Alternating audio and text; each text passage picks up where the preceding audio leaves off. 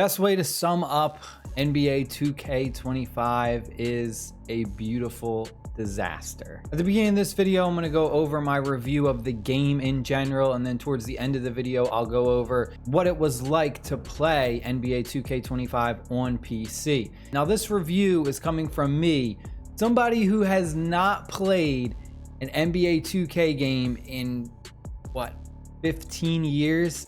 The last NBA 2K game I played was when it was ESPN 2K5 and it had Ben Wallace on the cover for the Detroit Pistons. That was the last time I played an NBA 2K game. So way back in the day when I was a teenager, I was one of those people who always got the sports games every year.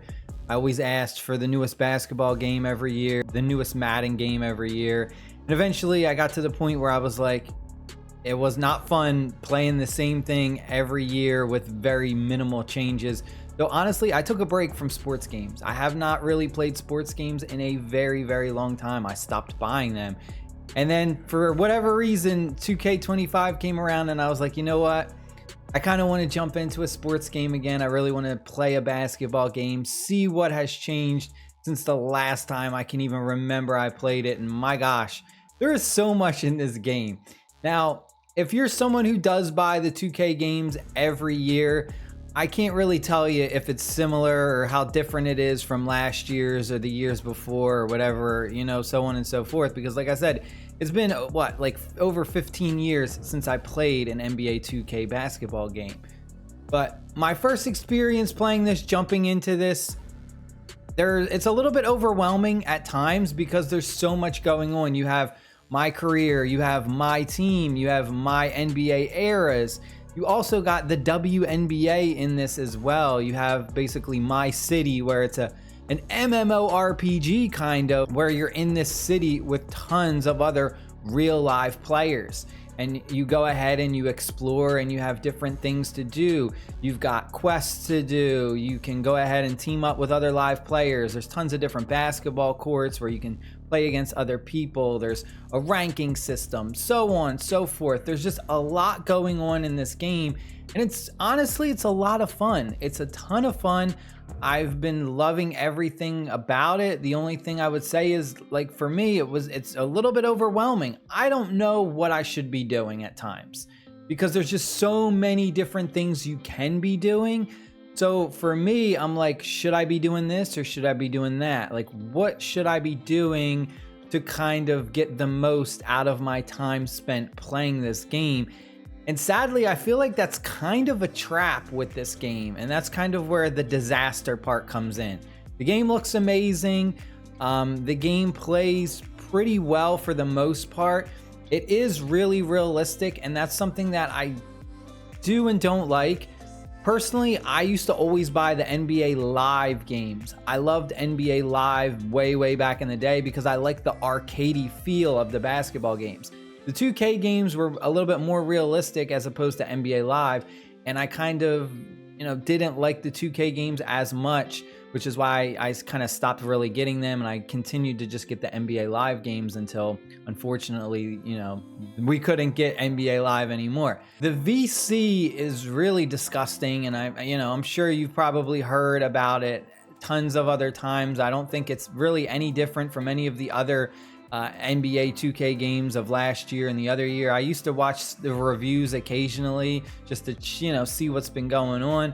And VC is, I would say, the biggest problem with this game, the microtransactions. The thing that bothers me the most is the fact that, like, it's $70 for the game. And then on top of that, it almost feels like you're kind of forced to spend money to buy VC to really experience the game. Otherwise, you're kind of drip fed VC at like the smallest increments possible, really making it not as fun, not as enjoyable as it should be. Now, I really wouldn't have a problem with the whole VC and the microtransactions and stuff if the game was just free, if it was free to download, right? But it's not. You have to straight up pay $70 just to get into the game. And that's really discouraging, honestly, to think that, you know, for $70, a lot of the times when I was playing, I was like, what did I spend $70 on? You know, there's a lot of games nowadays that are free to play, and then they just, you know, they're littered with microtransactions, and that's how they make their money. But NBA 2K25 is, you got to spend $70 and it's littered with microtransactions. It's like, damn, like, come on, like, this is like worse than a mobile game. And I'm very, very familiar with mobile games. I play them tons, and their whole concept is they're free to play, but if you want to speed up your progress or enjoy the game a little bit more, you spend money on microtransactions.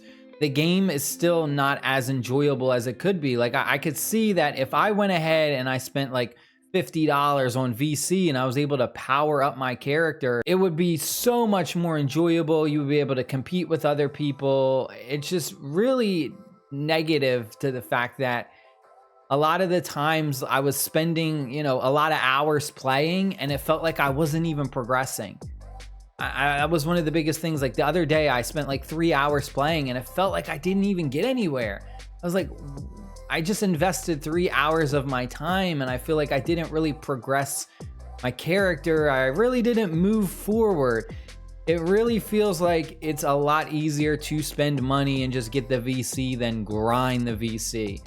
It's just the spectrum of the difference between spending the money and actually the grind is really just, it's a huge gap, where it's honestly better to spend the money, because in the long run, you're actually personally saving yourself the time that you would take. Like, it's not equal, right? You could go out and do Uber Eats or something for a couple hours, use that money to buy VC, and you would have your character so much more powered up than if you were to spend that 5 hours that you were working grinding. Like, it's not even close to being equivalent, and that's what's really upsetting about the game.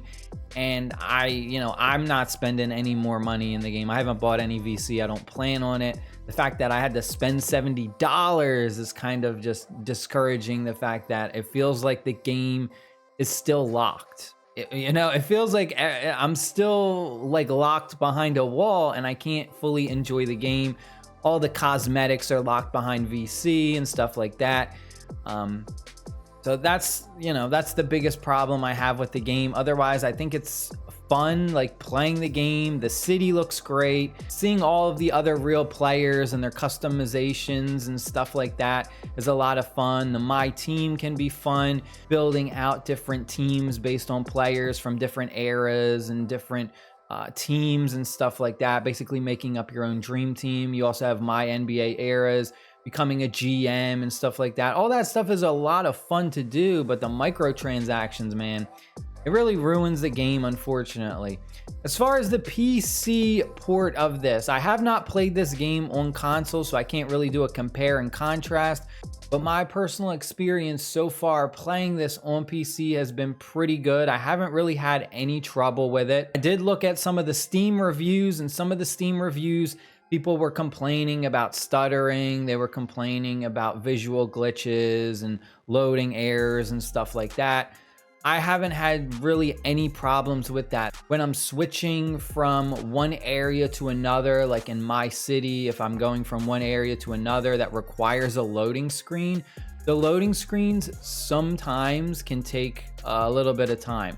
It's kind of like a hit or miss. I've had loading screens only take like 5 seconds, and then I've had some loading screens take like 25 seconds, and I'm literally sitting here staring at a loading screen, and I'm like, is it ever gonna load up?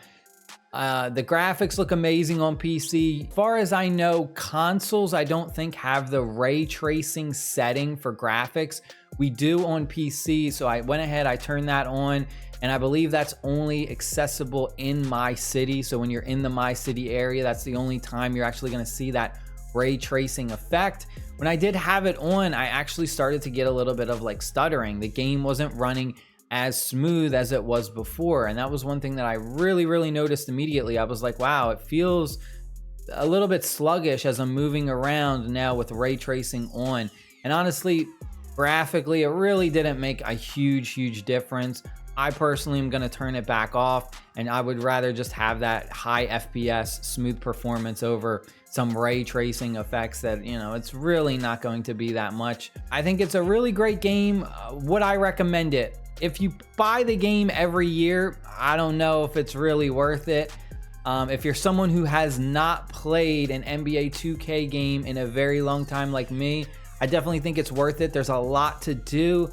You're just going to notice that the VC grind can be really discouraging, and it really encourages you to want to spend money to enjoy the game a lot more. Otherwise, the game does have a lot to offer, but again, you still feel like you're locked kind of behind like a VC wall to really experience the game how it should be. That is it. I hope you guys and girls enjoyed the video. Stay happy, stay safe. I'll see you all later. Peace.